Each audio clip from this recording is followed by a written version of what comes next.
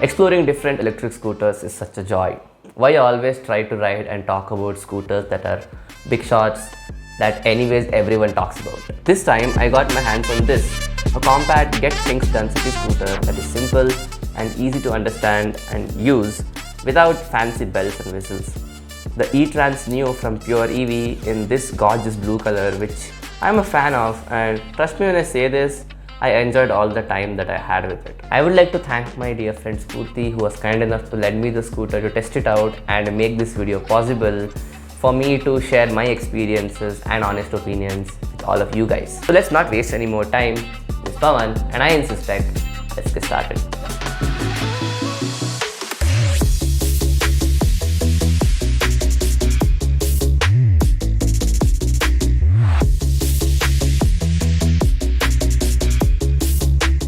Now this clearly isn't a full detailed review video. I never intended to make a review video at all. I'm going to share my experience with the scooter and let you guys know how it felt to ride, what the quality was like and the performance bandwidth. Well, the looks, I like it. It doesn't look ugly. There are no panel gaps. It looks well made in terms of design. There are sleek lines in parts of the scooter. The light placements are perfect. Nothing very fancy. There are green embossed badges that add more character. A pretty simple and straightforward design.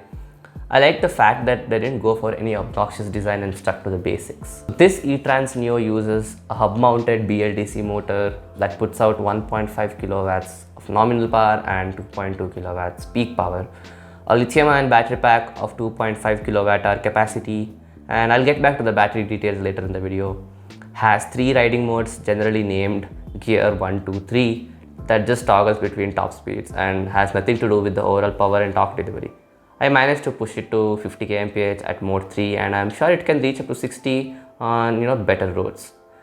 Claimed range is from 90 to 120 kilometers per charge, and according to the owner they managed to get about 85 kilometers on a charge in the fastest riding mode, that is Gear 3. Has a digital display that shows all basic information like charge level, odometer, speed, etc. and uses disc brakes in front and drum in the back. 10-inch alloy wheels in the front and rear. And finally it has a telescopic suspension in the front and your normal dual spring in the rear. The battery pack is the interesting part of the vehicle. Pure has tried to make the most robust battery pack of all time. Literally this is built like a tank with a metallic casing, and I don't think it would break or crack if you dropped it. It's a 60 volt 2.5 kilowatt hour pack that is removable from the scooter so that you can charge it anywhere you want, and it weighs around 40 to 45 kilograms. I tried to deadlift it for some reason and damn, that thing's heavy. I didn't do a range test of any sort, but in my experience I don't think I drained a lot of battery for the amount of kilometers I did on this. But you should be able to get around 80 to 90 kilometers on an average in city conditions. That I'm pretty sure of. There's a heavy charger that outputs 10 amps at 67.2 volts. That is obviously a slow AC charger. You can either charge the battery separately by turning off the breaker and pulling out the battery pack, or if you don't want to deal with a hernia, then you can probably plug it in using the extension provided above the footboard. Overall, I'm impressed with the battery pack. It is durable, water resistant and well built. The dash is very normal and honestly I didn't like the look and feel of it. But hey, I'm not complaining, it gets the job done. Just the quality of it is not meeting current expectations. There's a mode switch that switches between 3 riding modes which can reach different top speeds from 35 to 60 kmph respectively. Just below that there's a park button, press that and the scooter is off, and press it again and the scooter is on. Or you can just hold off the brake levers once, that will turn on the scooter. But this is a safety hazard, they shouldn't have done this. They should have probably just given a start button to turn on the scooter. The digital display shows all the necessary things on it, nothing fancy going on, no connectivity features. It just shows the speed, mileage, SOC and some warning pop-ups here and there. There are some good additions that can turn out to be useful, like the added footrest, a center stand, cubby holes in the front, and there is even a central locking system. There are lock and unlock buttons on the key fob to, of course, lock and unlock the scooter from a distance, and it yells if someone tries to steal it. Okay, now the main thing. How was the riding experience? One sentence, it was surprisingly well. See, the thing is, this is a very light scooter and literally there is no weight stopping you from controlling the whole of the scooter. And I like how quick and agile it felt. The torque is there like any other electric scooter. If you are ever stuck in slow traffic, that doesn't want to move, you can simply zip around this better than any other electric scooter I've tried because of how light and compact it is.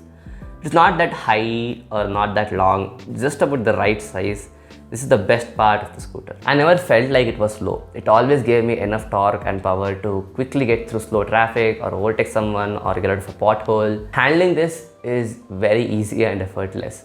Lack of weight in the scooter's handlebar and the shorter height makes it very maneuverable. But I'm not saying this handles the best. Personally, the first thing I see in every vehicle is the dynamics of the handling. It's a certain knack to how well you can control the vehicle in every situation.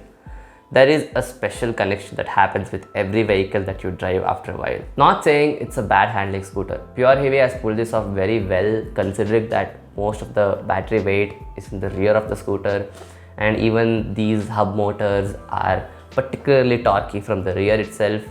Maybe if the scooter had a little bit more weight in the front, then it should have been a better scooter to handle. Torque output, it just pulls hard. There is a good amount of punch as you increase the throttle, reaches good speeds fairly quickly and even climbs uphills without any problems. The braking performance is something that I didn't like much. If the scooter is capable of reaching good speeds very quickly, then the braking should have been that good too. But unfortunately it's not, and it takes a lot more time to come to a stop compared to other electric scooters that I've tried. The range is something that is amazing. I think this can reach 120 kilometers if you're careful about the riding patterns and use the scooter's throttle carefully. And considering this scooter costs less than a lakh rupees, around 80 to 85,000 rupees to be accurate, that range number with 60 kmph top speeds, good design, good handling, I think it's a good deal. So yeah, this was the video guys. Do I recommend this scooter? See, if you're tight on the budget and are looking for your first ever electric scooter with a good range, then yeah, go for it. It's definitely a good purchase. But if you have already tried electric scooters in the past and want to upgrade to a newer scooter, then you can skip this and go for a better scooter. This was my simple conclusion. I didn't want to keep the video too technical. I wanted to be organic and I wanted to share my experience in general words. I hope you guys liked the whole video, and special thanks to Spoorthi for lending me the scooter and making this video possible. If you ended up liking the whole video, don't forget to leave a like. If you're new to the channel, don't forget to subscribe to my channel. And as always, this is Pawan signing out.